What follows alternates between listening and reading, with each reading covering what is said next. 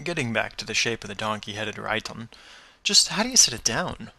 Many other Rhyta, especially the ritual libation Rhyta and the ones from Near East and Eastern European civilizations, have a flat bottom, so they could be set down right side up.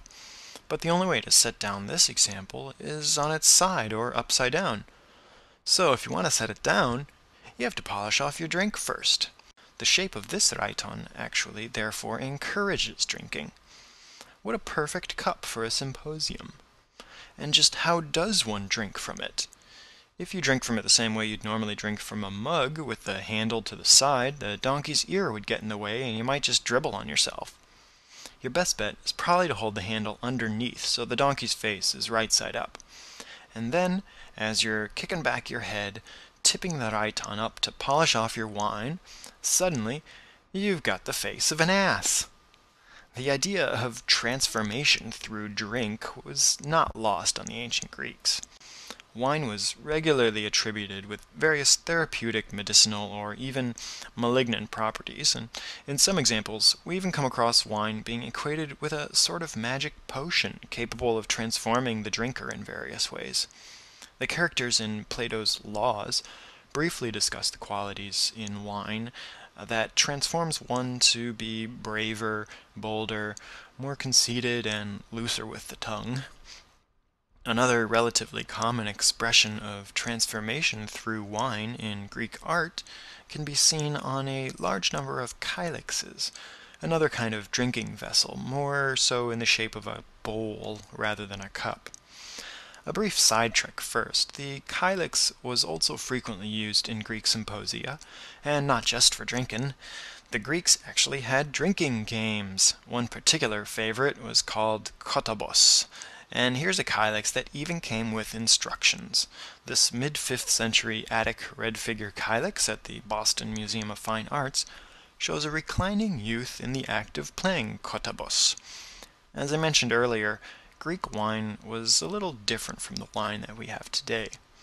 Not only was it watered down, but it also had far more sediment, so you'd likely have some dregs left over at the bottom of your cup. The idea in kotabos was to twirl your kylix around, flinging out the sediment to see who could come closest to the target in the middle of the room, whether the target be a jug or some poor flute girl. Now, back to the idea of how the kylix was commonly used to express the idea of transformation through drink. The typical kylix is decorated on both the inside with a lovely picture for the drinker, and on the outside with pictures to be seen by all of his friends as he holds the bowl high up to his lips. On the outside decoration of the kylix, you often come across two large glaring eyes penetrating the onlooker, as we see here in another example from the Boston Museum of Fine Arts. The drinker grasps the kylix by the two handles and holds it up to his face as he takes a drink, thereupon donning a monstrous mask, a face like the Gorgon Medusa, who's said to have been so fiendishly ugly with snakes for hair that her gaze would turn you to stone. We might also remember that interesting chapter from Homer's Odyssey, where Odysseus's comrades are transformed into pigs by the witch Circe through a magic potion and a touch of a wand. As Richmond Lattimore translates, "And at once she opened the shining doors, and came out, and invited them in, and all in their innocence entered. Only Eurylochus waited outside, for he suspected treachery. She brought them inside, and seated them on chairs and benches, and mixed them a potion, with barley and cheese, and pale honey, added to Pramnian wine, but put into the mixture malignant drugs, to make them forgetful of their own country.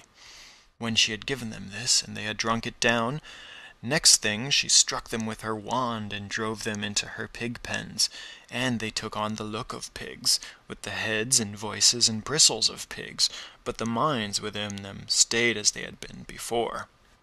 And here's another great kylix from the Boston Museum of Fine Arts, showing Circe in the act of drugging Odysseus's friends and transforming them into pigs. The shape of the vessel that Circe uses for her potion helps the message along in that it resembles the kylix on which the scene is painted.